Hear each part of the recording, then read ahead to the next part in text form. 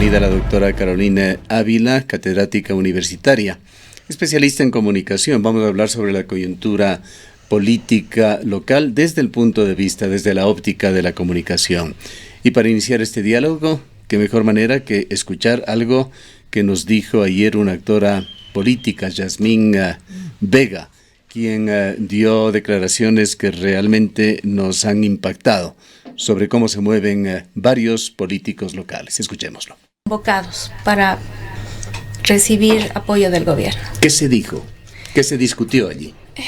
Básicamente que se debe apoyar al gobierno, que es una situación complicada para Lenín Moreno a nivel nacional por todo el tema del sistema corrompido que tiene y la lucha que se tiene. Que en el Azuay presentaba particularidades como el tema de la minería, donde también se hizo a su vez complejo el tema de tomar una decisión sobre quién sería el gobernador. Habían criterios contrapuestos también dentro de esta asamblea que sugerían nombres y apoyaban nombres, y que al final los dos ministros terminaron expresando de que la gobernación es un espacio de entera confianza del presidente de la República. Es decir, que era un tema sin discusión, sin opción de discusión y de opciones. Así es. Entonces, ¿y tenían un nombre? Se barajaron algunos nombres ahí, sí. Pero no se ha decidido. Esta reunión a la cual usted hace alusión, estamos recordando cuando estuvo María Paula Romo aquí, me parece que fue en su última visita, hace aproximadamente 3 semanas, no, ¿es correcto? Esto hablamos de hace 1 mes y medio más o menos. Hace 1 mes y medio, es más tiempo. Ya. Sí. Entonces se resolvió ahí que ellos iban a apoyarse mutuamente, y yo tuve una posición también en ese sentido contraria, porque no podíamos estar junto ahora a todos los personajes políticos que a la gente, la ciudadanía, les dijo no en las últimas elecciones. Pongámosles rostro a estos movimientos. Por Democracia sí estuvo usted, estaba acompañada de algunos otros dirigentes. De mis compañeros alcaldes, de mis compañeros concejales, juntas parroquiales. Por el gobierno estuvieron el gobernador, entendemos, y la reunión ha sido en la gobernación, María Paula Romo y Iván Granda. ¿Alguien más? A ver, no estuvo el gobernador en ese momento, solamente fue una reunión convocada a través de la Secretaría Técnica de la Política, donde tuvimos un conversatorio con los dos. ¿Quiénes estuvieron por el movimiento Igualdad del exalcalde Marcelo Cabrera? Igualdad estuvo con Teodoro Montesinos y Víctor Quito, y participa con Giovanni Palacios. Participa con Giovanni Palacios, todos por este Frente Pro Gobierno. Así es. ¿Qué se decidió? Todos por este Frente Pro Gobierno, que también por detrás está, todos por una conspiración prominera para la provincia de la Azuay. María Paula Romo, Iván Granda, Democracia sí, que apoyó a Pedro Palacios, el partido Igualdad, que apoyó a Marcelo Cabrera. Participa de Paul Carrasco, todos con representantes para hablar sobre este tema. Su opinión, Carolina. Bueno, yo creo que hay que deshacer un poco esta madeja de hilo al estilo de las abuelas, ¿no? Porque, a ver, en primera instancia no se le puede culpar al gobierno de tener una agenda. El gobierno claramente promueve una agenda, la tiene ahí, y en este caso se hace cargo de esa promoción de la agenda la que ahora se le llama ministra de Gobierno, María Paula Romo, quien en la gestión política no le ha ido mal. En el tema de la seguridad es otra agenda, pero en la gestión política ha hecho las tareas, ha hecho las cosas como corresponde y ha sido buen soldado para este gobierno, quien tiene muy bien aferrado, por ejemplo, la asamblea. A pesar de las dificultades, han logrado colocar los nombres que al gobierno le ha parecido pertinente, ha logrado sostener un grupo parlamentario interesante que funciona para los efectos de la agenda política, y me parece que lo que hace María Paula es lo que está escrito en el manual, ¿no? Llegar a las diferentes regiones, además lo hace con los políticos del gobierno que de alguna manera conocen bien los movimientos políticos de la región. A algunos les llamará la atención que hace Iván Grande allí. Bueno, me parece que es el nombre que, representando a la región, mejor conoce el mapa político de la Azuay. Pero esas funciones, él estuvo en gestión política, ahora está en la Subsecretaría Anticorrupción. Con mega tarea. Que no es como menor. para estarse dando tiempo para otras cosas. Bueno, entiendo que no es mayor esfuerzo el que él va a tener que hacer para darse tiempo. A cualquiera le gustaría estar acompañando a su pareja en este tipo de casos. Me parece que es lo que hace Iván, en fin. Pero bueno, esa es cuestión de otro tema. En todo caso, yo creo que aquí Iván lo que hace es un rol de conocedor del mapa político en el Azuay y acompaña a la ministra del área, ¿no es cierto? Entonces, ese es un primer actor y ese hay que separar, ¿no? Luego, lo que hace la ministra y se puede justificar claramente es, mira, yo invito a todos a la reunión. Pueden venir, no pueden venir, yo invito a todos a la reunión. Y podría tranquilamente decir, no invité, ¿para qué? No les dije para qué, les dije, vamos a tener una reunión en la que vamos a conversar. Y Jazmín, en la entrevista de ayer, tampoco da detalles sobre cómo fue hecha la convocatoria, ¿no? Entonces, si es que usted entrevista a Víctor Quito, a Giovanni Palacios, estoy seguro que dirán, nosotros asistimos a una reunión convocada por la ministra de Gobierno y simplemente como partidos políticos que somos o movimientos políticos que somos, no vamos a negarnos a una reunión de esas. Pero se llegaron a acuerdos allí. Lo dice si es también, que se dan los Jazmín acuerdos. Vega señala de que de esta reunión surgió, por ejemplo, el nombramiento de 2 consejeros para el gobierno provincial, 2 representantes de juntas parroquiales que se pertenecían a los partidos o a los movimientos de igualdad y participa. Entonces, es decir, se aquí, dieron resultados y en consecuencia hubo acuerdos. Y tal vez también uno puede ver efectos o coletazos de esos resultados en la votación que recibió Yacu Pérez en la convocatoria que hizo bastante corta en cuanto a plazos, un poco sospechosa también en ese sentido a partir de la estrategia política de la prefectura, pero bueno, se entiende que por ahí también se pueden ver resultados de esos acuerdos, si es que los hubo. De nuevo, las preguntas tendrían que hacerse en este caso a los participantes de esa reunión o los representantes de las tiendas políticas en esa reunión. Es muy interesante. En su primera intervención, Caroline, asumimos entonces que esto es parte, digamos que normal en el quehacer político. ¿Es parte normal en el quehacer político? Sí. De ahí que es una de las razones por las cuales yo miro la política desde un balcón hermoso como es la academia.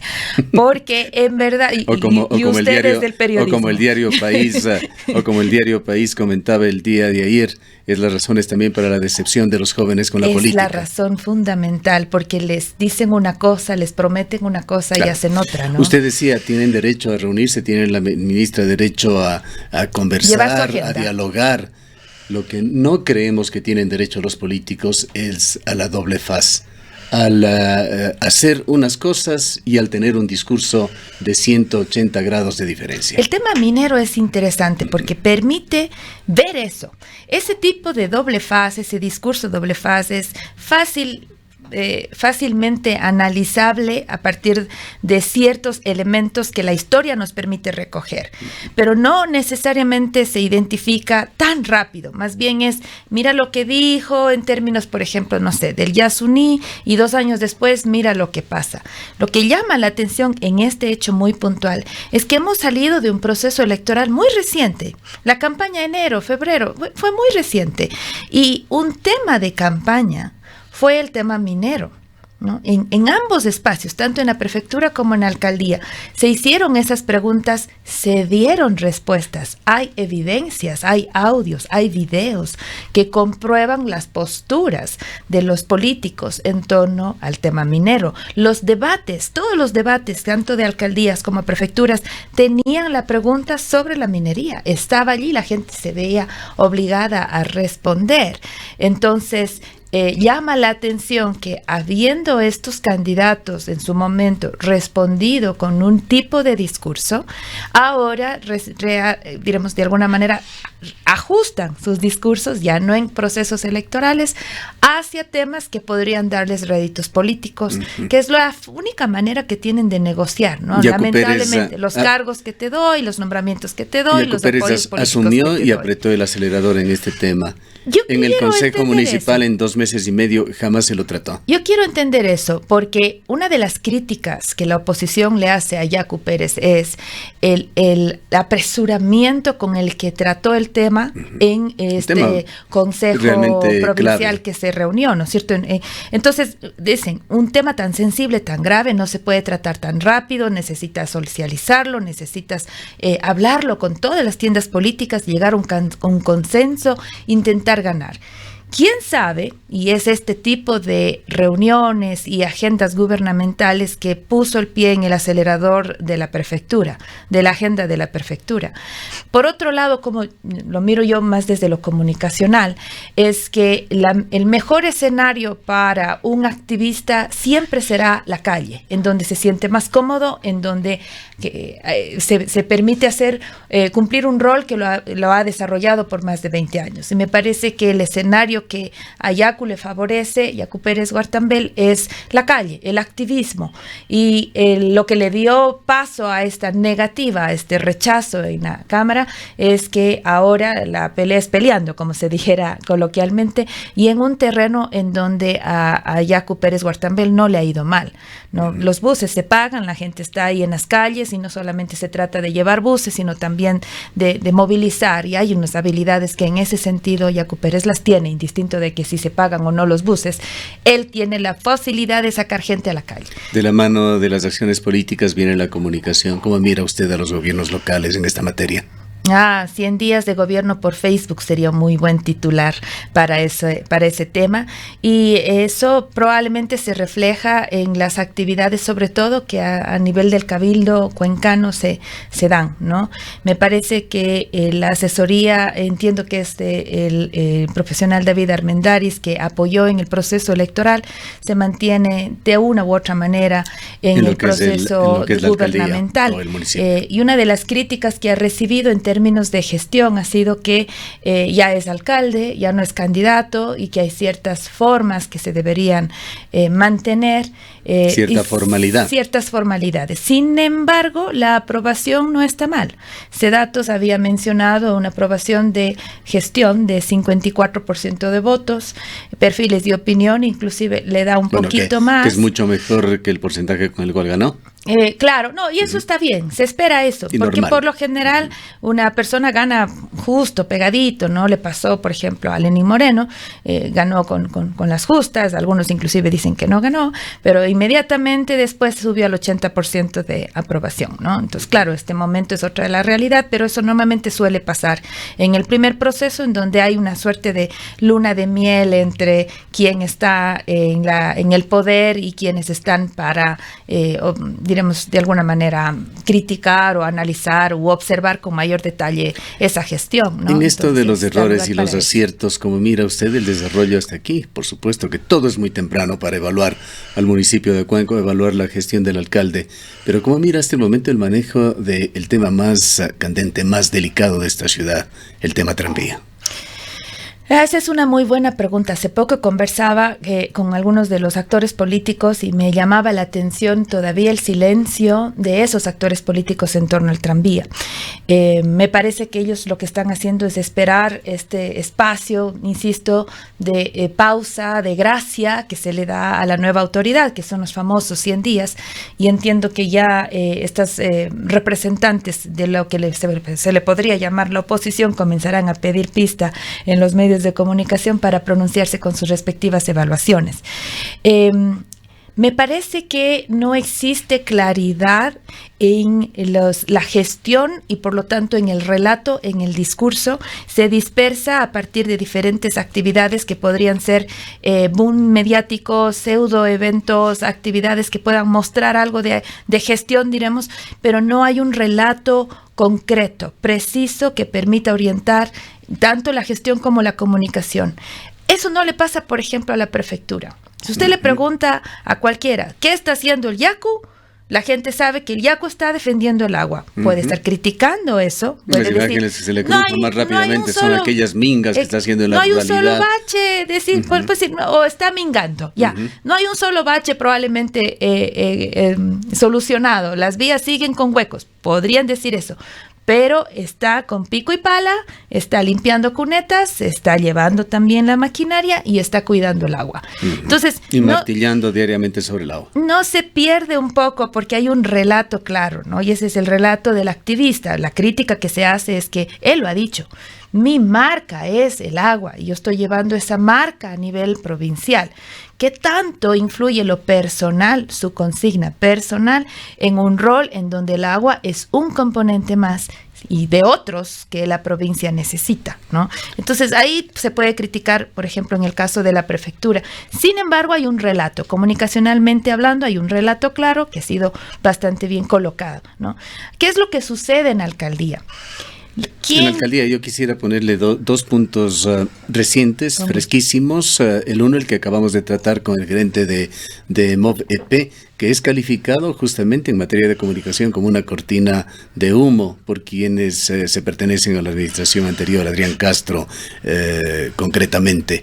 Y el otro tema que ha surgido y que ha generado debate público, particularmente de sectores femeninos, el de la decisión judicial que obliga al gobierno municipal a nombrar una vicealcaldesa. Claro, en ese sentido, por ejemplo, me parece que las mujeres van a estar muy pendientes de las decisiones que tome el cabildo.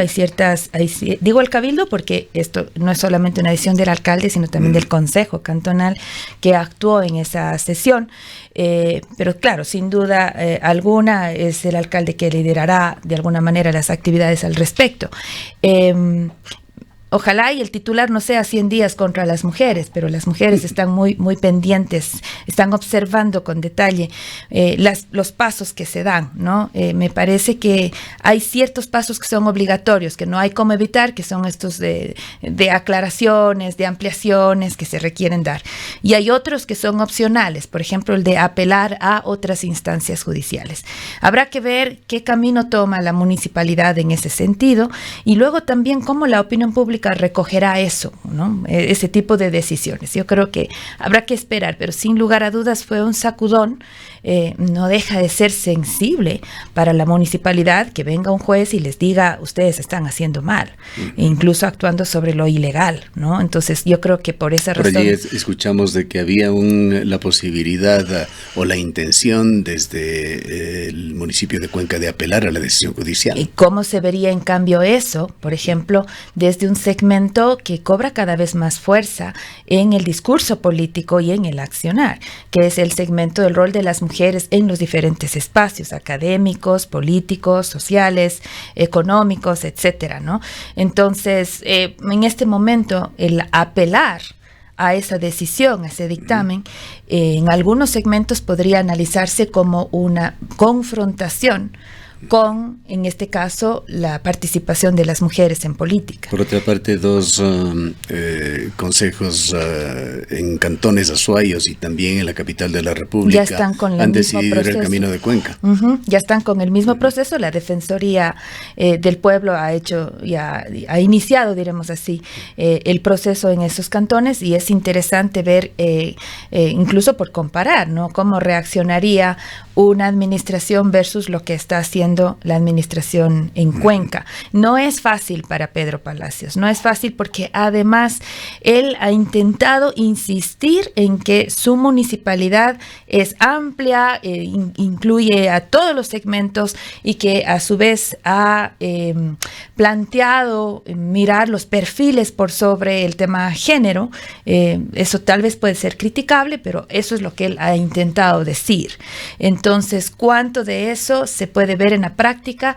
Pues estos días lo estaremos analizando a partir de las decisiones que tome en cuenta, ¿no? Entonces, y el caso Traffic Safety Azuay, ¿cortina de humo o acierto de Pedro Palacios? ¿Pedro Palacios o Juan Carlos Aguirre?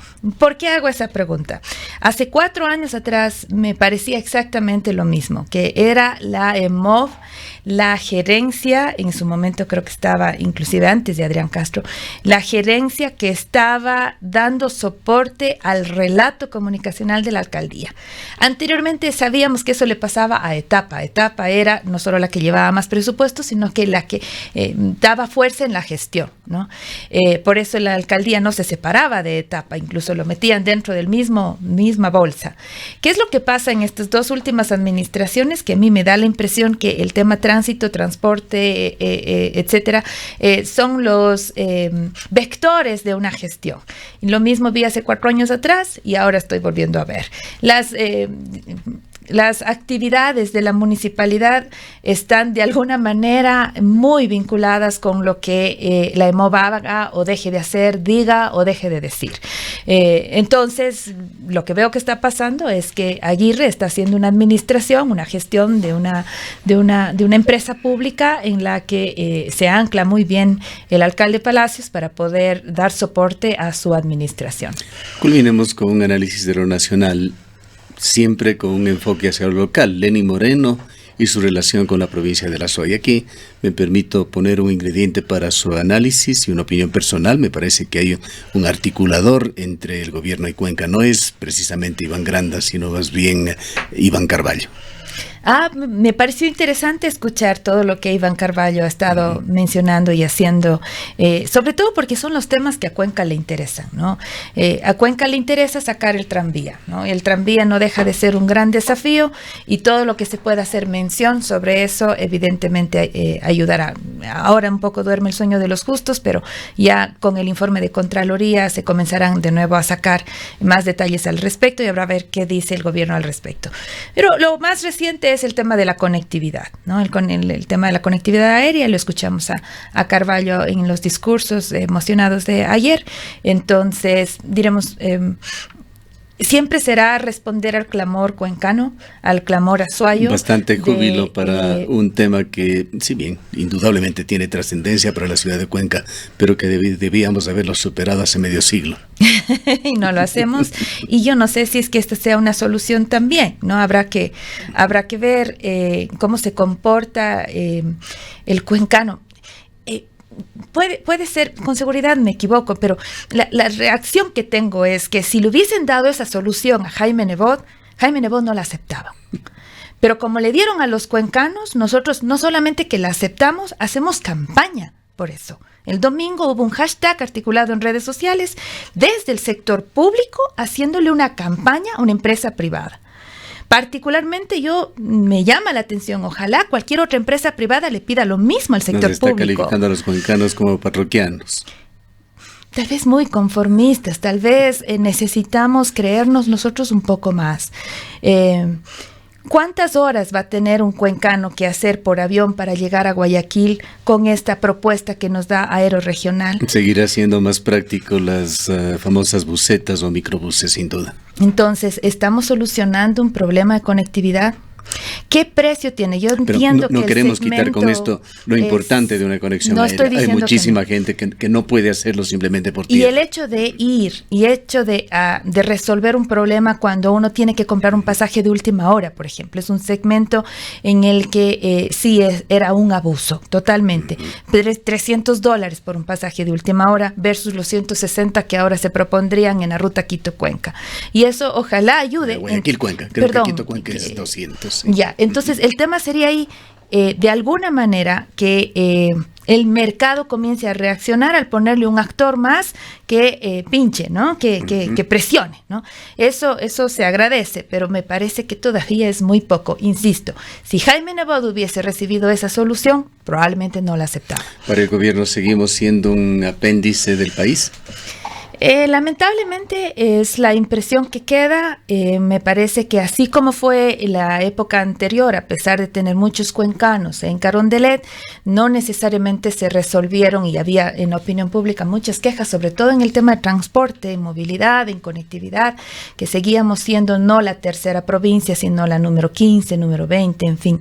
Entonces me parece que hace mucha más necesidad la clase política cuencana y azuaya de hacer fuerza, no de aceptar las agendas del gobierno, además a espaldas de la preferencia de un electorado. Y ahí quiero volver a la primera pregunta suya, querido Gustavo. Cuando hablamos de qué es lo que votó el cuencano y el azuayo votaron por las propuestas que no estaban haciendo eco a la agenda minera extractivista per se. Cuando hay que analizar ese 38% de votación que obtuvo Yacu Pérez Guartambel, no se puede pensar que era un voto minero, era un voto de hecho anti-minero, porque si hay algo que él puso todo el tiempo en su campaña es que él era el defensor del agua. Por lo tanto, no se entiende ahí sí cómo en este caso las tiendas políticas dan la espalda a una preferencia del azuayo, de la azuaya, del cuencano y la cuencana cuando miran la agenda minera como una opción.